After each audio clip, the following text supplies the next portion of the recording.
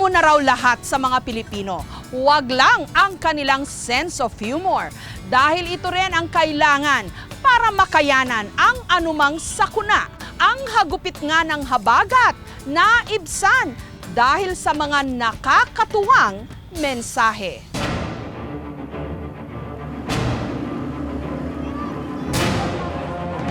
Kahit masama ang panahon, tuloy ang kasal.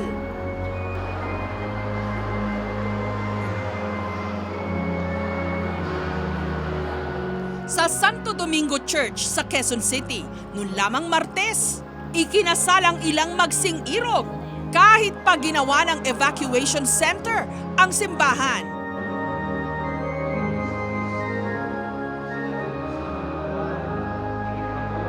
At kahit pa ang kanilang ninong at nina naka-jacket at bota. Kasi ayoko mapuspunin kasal namin. Nagbaon na lang kami ng yung damit namin, dito na lang kami nagpalit. Kasi na pagplanuhan na nga po namin before pa ang kasal, kung umulan o umaraw sa seminar, sabi rain or shine niya, tuloy talaga ang kasal. Kaya pumunta kami rito kaninang umaga at tinanong namin. Sabi postpone, tapos bumalik kami ng after lunch, sabi tuloy na daw.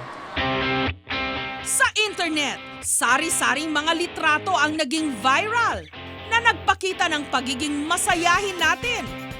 Kahit na tayo'y dinadaanan ng delubyo.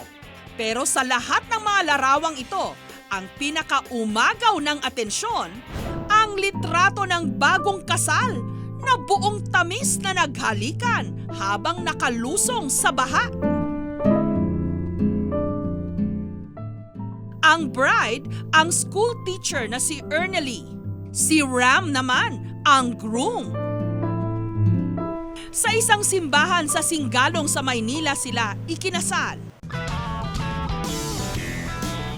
Kahapon, hinanap namin ang bagong kasal para alamin ang iba pang detalye ng kanilang pag-iisang dibdib. Dire-diretso itong Singgalong. Pinakadulo niya, kakaliwa kayo. Tapos may pagganon tulay, kakanan kayo. Sino po siya? Ramoncito. Taga saan po siya? Bandang Arellano. Paano po Schoolmate ko matanong? kasi yun. Saan po nakatira dito si Ram Ocampo? Ramsito Ocampo. Pinsang ko. Po? Pinsang ko po. Hanggang natuntun namin ang pugad ng kanilang pagmamahalan. Halika na, dali! Ram!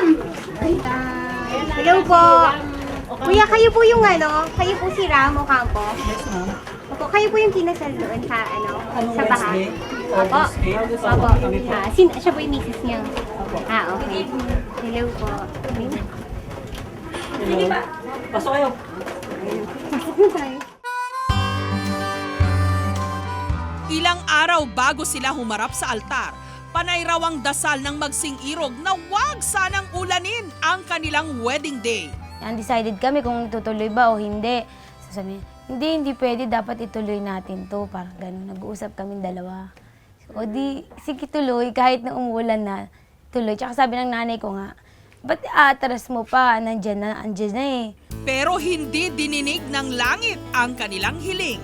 Sa halip, nung mismong araw ng kanilang kasal, nito lamang Miyerkules, halos lumubog ang buong Kamaynilaan sa lakas ng ulan. Ayan, umuulan na, tapos pataas yung tubig dito sa baha. Iiyak na nga ako. Sabi ko pa nga, Santo Niño, hiniling ko to, tapos parang ayaw mo naman. Tapos paglabas namin, yung mga kapitbahay namin dito, para lang makalabas ako na hindi mababasa yung gown ko, kumuha sila ng mga upuan sa barangay. Talagang bayanihan, tulong-tulong sila. Naglalakad ako dun sa upuan, dyan sa iskinita palabas. Ang hindi inasahan ni Ernely at ni Ram, ang inakala nilang pinakamalaking balakid sa kanilang kasal, ang siya palang magiging espesyal nilang wedding gimmick. Sinisisi ko yung habagat, sabi ko, bakit ngayon ka pa dumating?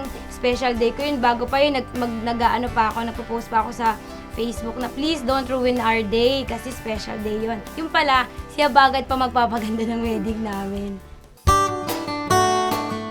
Ang pag-ibig na makapangyarihan, harangan man ng sibat, kahit pa ng habagat, hindi paaawat.